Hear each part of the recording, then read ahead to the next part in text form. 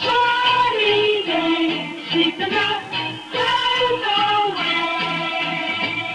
On my way to where the air is free. Getting down how to get to Sesame Street. Cookie feels mad. My Harry, you look, he grumbled. Not look enough for me, be good enough for him. He goes up to the doctor, leaves us to his stuff. He comes back saying how happy he looks. It's disgraceful. And another thing, Harry cheers too much. No respectable monster ever cheers lollipops. It is wrong, but we know can do it. Poor Harry doesn't feel happy anymore now. Never mind about Cookie, said Bear. I'm glad you're home again. I like you, Shirley. Goodbye, Harry, called Cookie.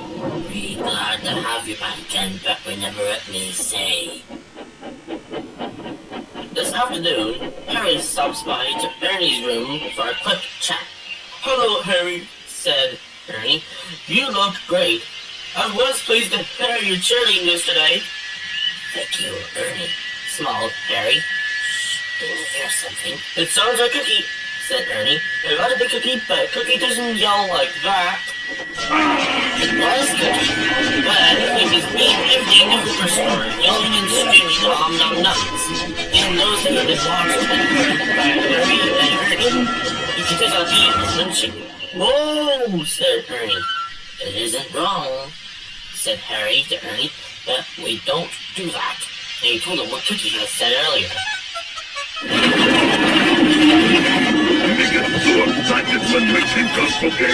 Meanwhile, Cookie is steadily munching the Hooper star. He's like destroying it everywhere around. And his yelling sounds horrible.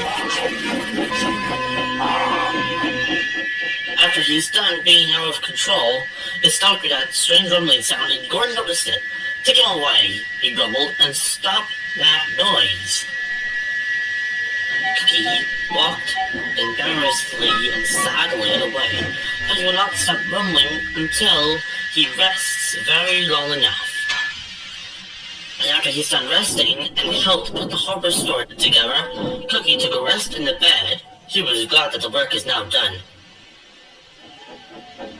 It isn't wrong, said Harry to no one in particular, but we just don't do it. No one mentioned yelling. The next day is special. Harry is taking visitors around Sesame Street for a quick tour. It was so wild today, he said himself. And as he walks under the bridge, he saw some children. Hello, he said. Whoa, what was that? Said Harry. The boys didn't wave and took his blue fur. They thought it fun to drop stones on him instead. Well, the visitors aren't hurt, they are cross. This is a bad street, he said. No, don't worry, says my rear. Leave that to Harry and me. What will you do, they asked. Will you keep a secret? Yes, yes, yes. Well then, says my rear. Harry is going to sneeze at those kids. Aren't you, old chap?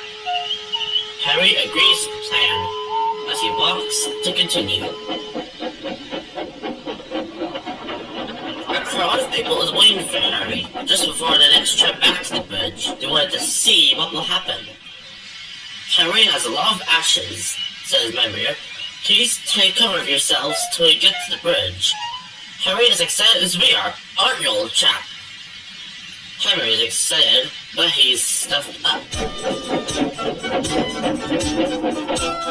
Then he saw some boys again stuck on the same bridge. Are you ready, Harry? Says my bear. Sneeze hard as I told you to. Now, he said. Shoo!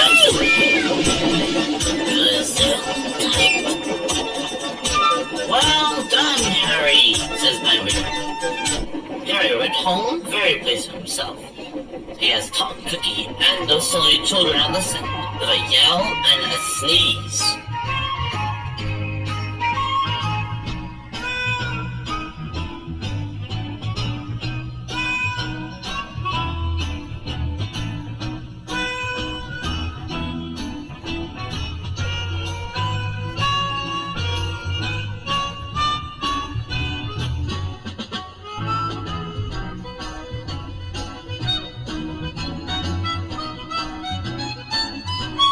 Elmo, the Real Monster Friends is a production from the Children's Television Workshop.